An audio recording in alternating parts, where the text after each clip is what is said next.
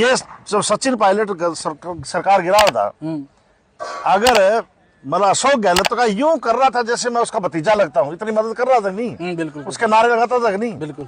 तो फिर ये तीसरे मोर्चे का थोड़ी है, ये तो कांग्रेस के पिट्ठू है। ये कांग्रेस तीसरे मोर्चे की लड़ाई नहीं लड़ते। ये जो आज भाषण काट के गया था और पहले काटता है भाषण, कहता है ये किसानों के लिए, किसानों ने, कांग्रेस भी तो किसानों की दुश्मन है। आज ये इंथौल का जो प्रोजेक्ट है वो किसने लगाया? अशोक गहलोत ने लगाया। तो पहले तो बलवान पूनिया जी को सबसे पहले अशोक गहलोत मुर्दाबाद बोलना चाहिए। बीजेपी का मुर्दाबाद तो बोलना ही बोलना है। बीजेपी